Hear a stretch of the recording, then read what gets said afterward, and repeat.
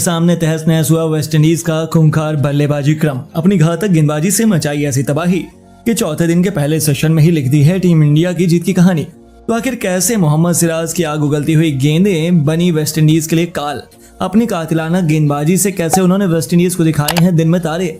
उनके खौफनाक गेंदबाजी से लेकर रोहित यशस्वी की विध्वंसक बल्लेबाजी, चौथे दिन के रोमांचक पहले सेशन की पूरी हाईलाइट का वीडियो हम आपको दिखाएंगे। लेकिन उससे पहले आपको क्या लगता है कि मोहम्मद सिराज, मुकेश कुमार और रविंद्र जडेजा में कौन सबसे शानदार गेंदबाज है?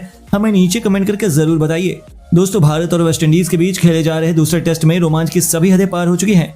जहां पहले 3 दिनों के खेल को देखते हुए यह कह पाना बेहद मुश्किल है कि कौन सी टीम इसे अपने नाम करने वाली है, क्योंकि जहां टीम इंडिया ने 488 रनों का पहाड़ जैसा स्कोर खड़ा किया था, सभी ने सोचा था कि वेस्टइंडीज तो इसका पीछा करते हुए बुरी तरह से तहस नहस हो जाएगी। लेकिन सभी भविष्यवाणियों को चूर चूर करते हुए वेस्टइंडीज के बल्लेबाजों ने भारतीय गेंदबाजों का डटकर सामना किया। उनके दोनों ओपनर खिलाड़ियों के बीच हुई 71 रनों की पार्टनरशिप ने उन्हें मजबूत शुरुआत दिलाई। तो फिर बीच बीच में कई ऐसी बेहतरीन पार्टनरशिप बनी जिन्होंने वेस्टइंडीज को मुकाबले में मजबूत स्थिति में बनाए रखा। जी हाँ दोस्तों, लेकिन भारतीय गेंदबाज भी किसी से कम नहीं थे।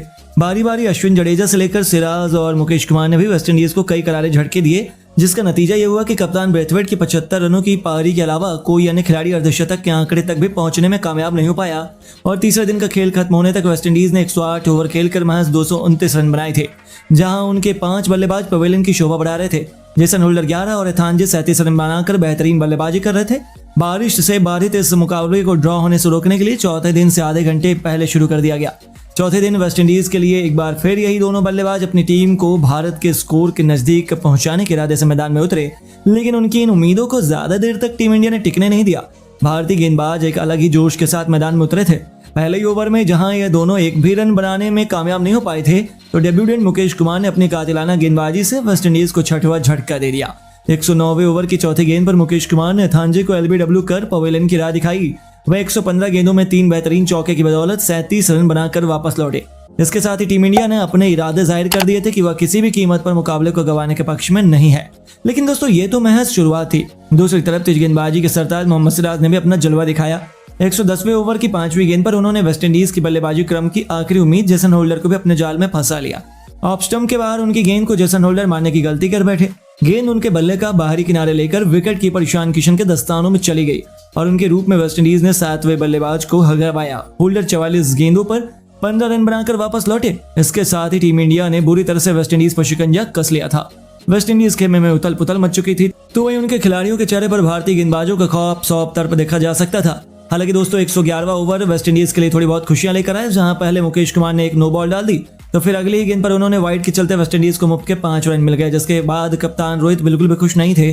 तो वहीं गरीबी में आटा गीला। ओवर की दूसरी गेंद पर जोसेफ ने उन्हें चौके के लिए मारकर भारतीय टीम की खुशियों को मातम में बदल दिया और इसी के साथ इस ओवर में 10 रन बटोरकर उन्होंने इसे अब तक का सबसे महंगा ओवर बना दिया।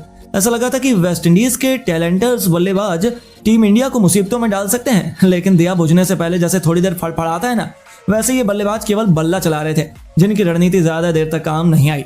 112वें ओवर की चौथी गेंद पर एक बार फिर से मोहम्मद सिराज की कातिलाना रफ्तार का जादू हमें देखने को मिला, जिसके सामने अलजारी जोसेफ घुटने टेकने पर मजबूर हो गए। सिराज ने जोसेफ को एलबीडब्ल्यू कर पवेलियन की राह दिखाई और वेस्टइंडीज के 8 बल्लेबाजों को समेट दिया। वेस्टइंडीज का खेमा तो अपनी आंखों पर भरोसा ही करने को तैयार नहीं था, क्योंकि भारतीय गेंदबाज गेंदें नहीं बल्कि आग के गोले बरसा रहे थे। खेल शुरू हुए महज 4 ओवर ही हुए थे। वहीं भारतीय टीम ने वेस्टइंडीज के 3 बल्लेबाजों को पवेलियन की राह दिखा दी थी, जो टीम इंडिया के खतरनाक अप्रोच को दर्शा रहा था। मोहम्मद सिराज तो वेस्टइंडीज के लिए एक बुरा सपना बनकर मैदान में उतरे थे। उनकी गेंदों को खेल पाना तो वेस्टइंडीज के लिए संभव ही नहीं हो पा रहा था।